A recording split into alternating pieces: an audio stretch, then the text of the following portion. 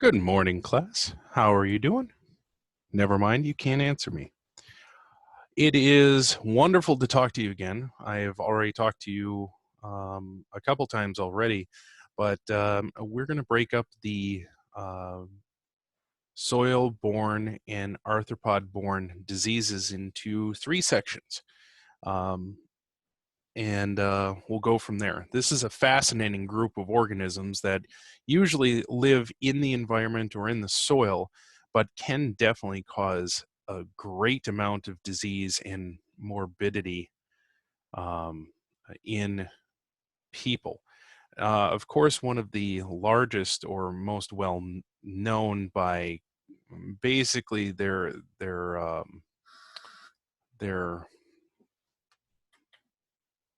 infamy is anthrax. Anthrax lives in the soil, and it's considered a zoonotic disease because it can infect a large amount of mammals. And even there was even a report of a hippopotamus that was found dead standing up, and it was just had millions and millions of these anthrax spores in it. So this is a soil-borne organism that can survive very, very well, mostly because of something that is shown here. That's an endospore, and you can see this in this safranin stain, where the spores are not stained, but everything else is. Those little circles inside are the spore. It's one of its main virulence factors, but it also makes a capsule, and it also has some so potent exotoxins. It's really two with a third part that helps them get in. We'll talk about it. It's a very unique set of virulence factors. Basically, anthrax, there's three different types. You can have a gastrointestinal one, basically uh, ingested spores that cause the infection inside. Really, you really don't want that. You can have inhalational anthrax, which is not good either. And then probably the least deadly is um, the um, cutaneous anthrax. So the cutaneous anthrax has a very characteristic lesion on it. It's called Escher, and it has this black center, a necrotic center to it. So it's red and inflamed and painful, and then the inside is already dead. This is a very characteristic example of an anthrax lesion. And some of the people who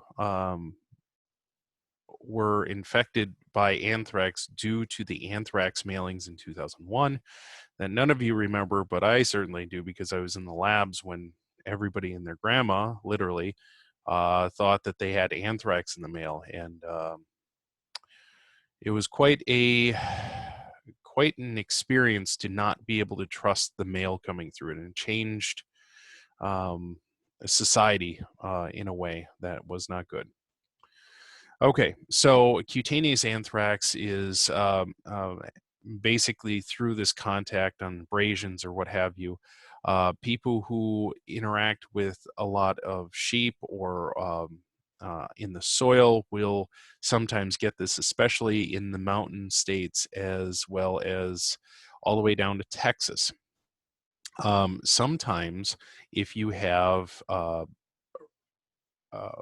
organic bristles, like on for a shaving kit or an actual boar bristle brush, you can get these contaminating those bristles. It isn't very common, but there has been a number of incidences recorded that were brought back to that skin abrasions with these rough bristles and having contamination with anthrax, which is always fun.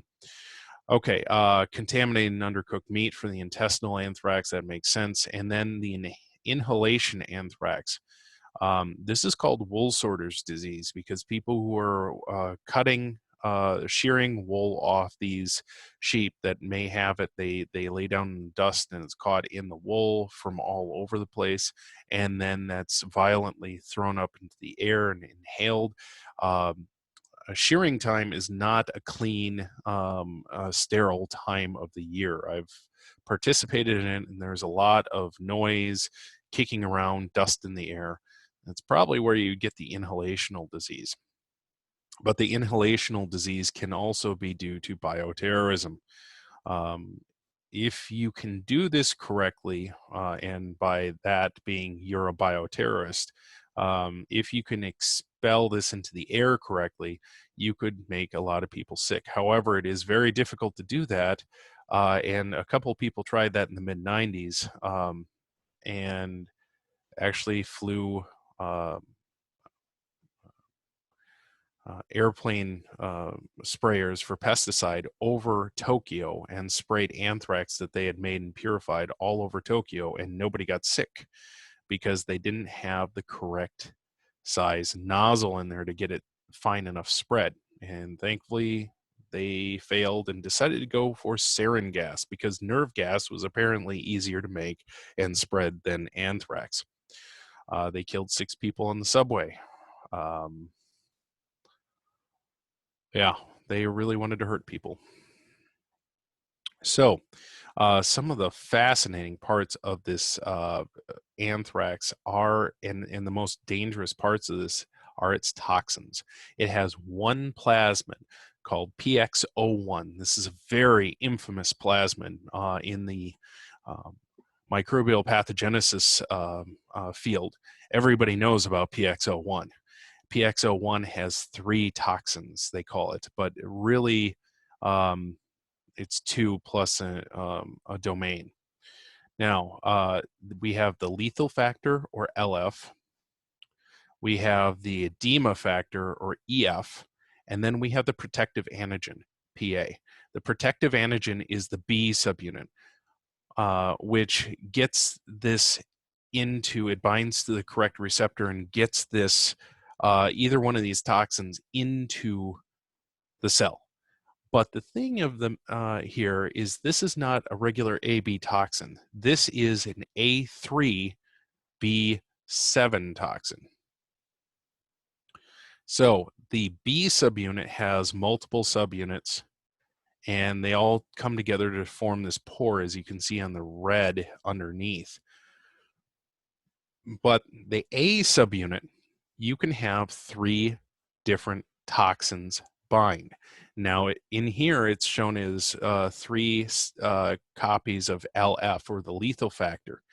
And this one has a zinc core on its active site. So it has a metal ion in there, actual metal atom, and that helps with its hydrolysis reaction. And it will cleave a signaling molecule on the inside. And if you know about MAPK kinase, this is a significant area to cleave. It will really mess up the signaling of the cell. So it will sometimes cause apoptosis or otherwise mess up the reactions of that cell against an infection. But it doesn't just need to have LF. I mean, it can cause disruption and death in animals just having LF with lethal factor with the B subunit to get in. But it can also use edema factor. Edema is talking about bleeding.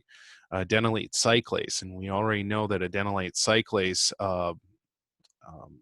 enzymes will cause inappropriate signaling of the cell, possibly causing apoptosis or causing changing that cell, usually causing disruption, death of the cell, and definitely disruption of its tight junctions, allowing anthrax to penetrate deeper into tissues.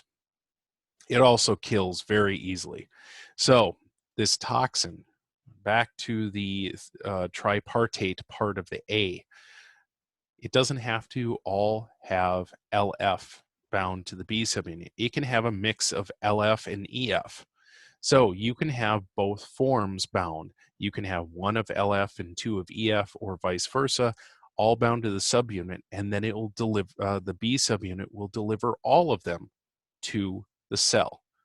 So it's a breach team. We have the B subunit bringing them to the periphery of the cell and opening up a hole into the cell so that these attacking molecules or these factors, these toxins, can go into the cell and extremely disrupt things, as in kill it.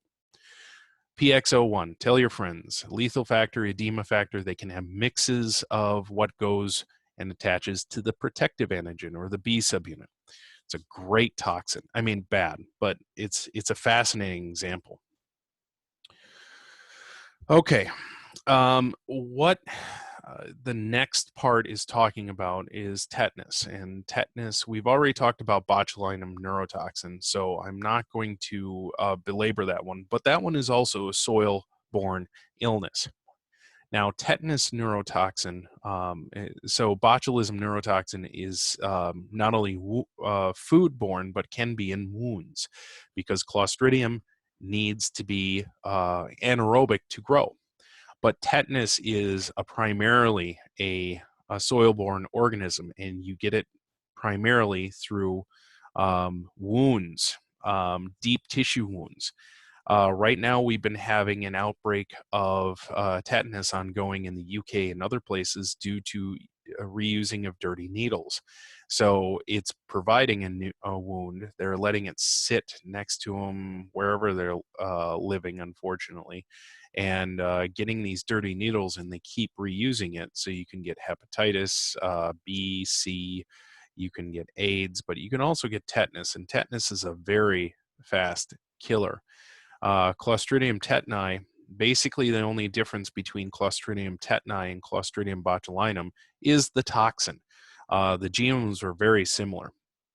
In fact, there is a Clostridium called Clostridium sporogenes that basically looks very much like tetani or botulinum, except it doesn't have the toxins.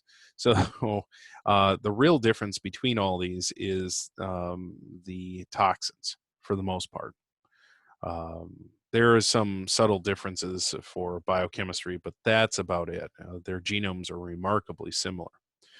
So, botulinum neurotoxin or Clostridium botulinum causes flaccid paralysis, where there are no signals from the neurotransmitter signals going from the motor neurons to the muscles.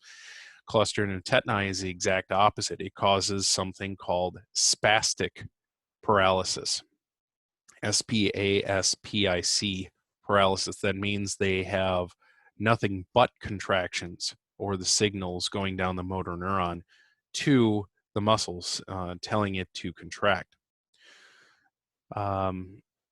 It's also called tetanospasm. And basically, it's a very interesting disease because it's completely opposite, but it has a very similar structure compared to botulinum in the tetanus toxin. You'll know it as lockjaw. That's an older name for it, mostly because they couldn't open their mouth to feed, so you'd have to feed them through a tube sometimes. That's one of the first symptoms of this illness. If you can get at this stage, at least you can get them food and anti-toxin antibodies and possibly keep them from dying. You can treat it with penicillin to kill off the Clostridium in your system.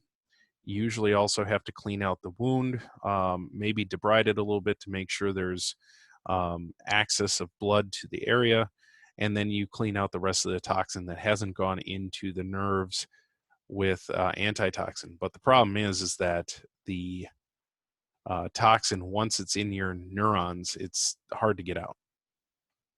So you can blunt the symptoms and treat the symptoms, but once it's in the neurons, you have to wait it out. So everybody gets an immunization with the tetanus toxin. It's part of the DTaP, diphtheria pertussis, or tetanus pertussis. And it's a good vaccine. For this one, it doesn't have any side effects really, but it does protect for about 10 years. Now, if you step on a nail or something like that, they will definitely give you a booster for the tetanus because it is very, very safe. It's one of our best vaccines out there. Um, and it can't hurt to have it, basically. This is an example in literature of how people die of tetanus. Their hands are brought in because they're basically doing a curl all the time. Their back muscles are spasming. They're in this rictus of a grin here. This is not because they're enjoying the process. They cannot move their arms. They cannot stop smiling. Sometimes they'll break their teeth, and usually they'll die in this inverted C where all their muscles are spasming on their shoulders or the head and their heels. It is an incredibly painful way to die. Some records will say that they clench their muscles so much and so often that it ripped the ligaments away from the bone. So this is not a pleasant disease, and yet we still have this sometimes because of lack of vaccine. And yeah, so here's the toxin. Um, Here's the entire toxin. This is the binding domain here in green. There's a translocation domain that allows it to get out of the vesicle and into the cell or the neuron. And then we have the active domain. The active domain of this is it cleaves fusion proteins. And in a almost exact similar manner to how botulism neurotoxin was described in the last chapter. It recognizes a long segment of the substrate, about 80 amino acids. So it's a very long section to cleave at one spot, and it cleaves VAMP or synaptobrevin. Now, when we look at this, the light chain or the active domain is very, very similar. So it cleaves the same substrate. But when we look at, the receptor, we find that the receptor is very similar. Look at these beta pleated sheets. It's a little disrupted here or it's a little bit more organized versus bot A here. But you're looking at the loop structures. This is remarkably similar, and this is the binding site.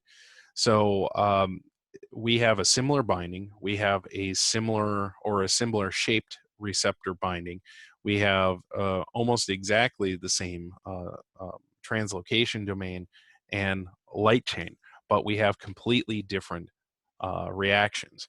And the key is what they bind. Both of them bind sialic acids that and certain proteins that will get them into the motor neuron. But depending on which one you bind, one will keep the will stay in a vesicle that stays right at that synapse and release it in that synapse, which is botulism toxin, or in this case, bot A. Tetanus neurotoxin binds a different sialic acid or sugar encoded protein, and that protein goes in a separate vesicle all the way up the axon, halfway up. It depends. And then through an unknown mechanism as of right now, the tetanus translocates to a control neuron, a regulatory neuron that basically is a brake on the system. It damps down the signals to clench in that motor neuron. So it keeps it from going over the top with the clenching signal. So you can turn off the ability to clench so you can relax that muscle and possibly release it. If you do not have the break of that second system, that second neuron, because it's being inhibited by tetanus neurotoxin, you get nothing but signals and a lot of signals in that synapse to cause the signaling for clenching. That is why you get this. There is no damping down of the signal, so you only get the signal to clench. That is the difference between botulism and tetanus. Uh, that is the end of this section. Sorry about that. And we'll go on to interesting deep tissue infections for the next section.